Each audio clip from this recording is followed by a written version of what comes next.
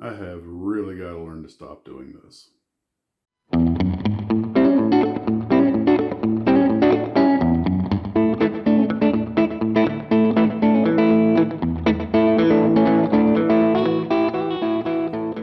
Hey guys, Max's Models here. And yeah, we did it again. The mighty rabbit hole calleth. So, for those of you who made the last live stream, and by the way, thank you if you did or if you saw it, we talked about this unusual looking little helicopter called the Del Mar DH-20. I thought it was a pretty awesome looking little machine, and I thought, I wonder if anybody makes a kit of that. Well, when you start digging, you just never know where you're going to end up going. And this turned in to be way more than I expected. Okay, first off, this was designed by an engineer named Bruce Del Mar, and he passed away at the age of 100 in 2014. So he lived from 2013 to 2014, passed away a couple of months before his 101st birthday. And he is a really interesting guy. He was an engineer at Douglas who worked on the DC-3 and the DC-4, and he was introduced to the young Stanley Hiller. That got him into helicopters, and this is the extremely abbreviated version of this. Now, to kind of go straight to the end, Del Mar became famous for his work in a whole bunch of other fields, including being one of the inventors of the Holter ECG, the electrocardiogram monitor, a portable unit. And he got big in avionics and the invention of various kinds of medical equipment and all kinds of specialized machinery, including equipment that was used to mount the space shuttle to the 747. I mean, this guy, to paraphrase The Simpsons, the kid liked the wettest bleak and everything. Ironically, the thing that interested me the most, which was his helicopter work, was actually one of the smaller parts of a very creative life. But now we have to talk about his work in rotorcraft.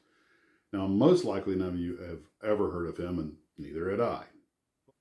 But after working with Stanley Hiller and getting involved in rotorcraft, he wound up designing the DH-1, which was a little one-man helicopter, not to be confused with the Hiller rotocycle. That's a different machine.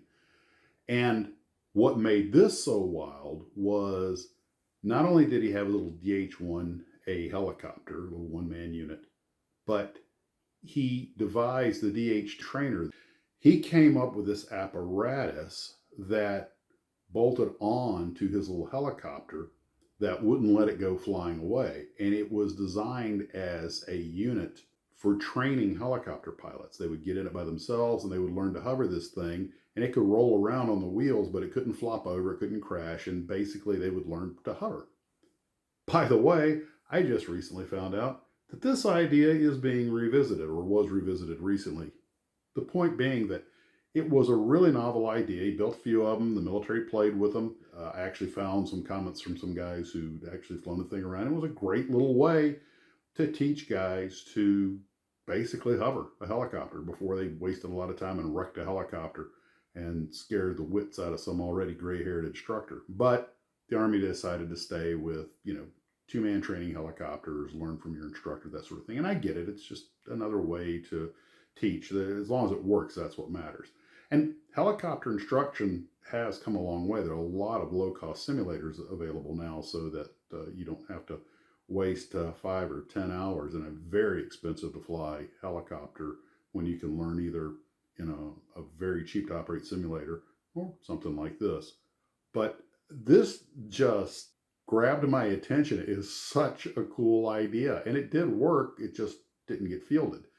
Then he went to work on this DH-20, which was intended as a very small, air-portable little fold-up helicopter, twin rotor, that you could either fly 3 people in, pilot and 2 in back, or a pilot and a stretcher patient. Really cool concept, but before it was finished, they just decided they didn't need it. I can't find out 100%. I know this was never put in serial production or flown operationally. I don't know if it was ever test flown or not. I can't find any pictures or film footage of it in flight, and one source claimed it never made it to flight trials. So maybe this never flew. Now that's just a shame because that would have been awesome. Fortunately, the DH-20 and the DH-1 are both still preserved in the Hiller Museum. They had actually been kept at the Del Mar manufacturing facility on display for employees, but in 2012 they were moved over to the Hiller Museum. So they are out there for public view. And I just think these are just a couple of awesome little bits of aviation history. You know, that could have been, would have been, should have been maybe. And I'm wondering if anybody made kits. I can't find any. It's probably just a little too obscure. There is one model that was made of the DH-20, and I assume it was made for the manufacturer. It was this one made by Marat. That's the only name I have. I don't know who he was, but beautiful work and apparently scratch built. So kudos on you for that. So that is one of those things that I had no idea I was going to go so far down a rabbit hole. The more I read about Bruce Del Mar, just the more interesting he got.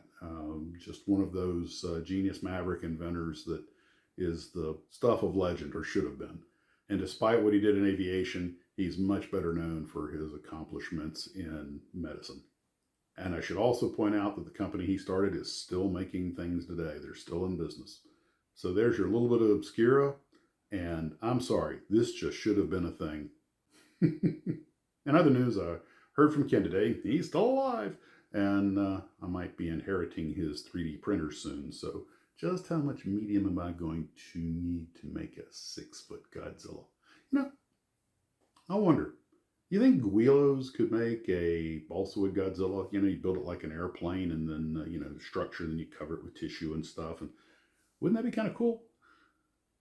Okay, guys, well, that's all I've got for right now. It's 39 degrees out here, so all of us in Florida are wearing our helmets to protect us from falling iguanas. And we'll talk to you later. Take care of yourselves, and as always, model on.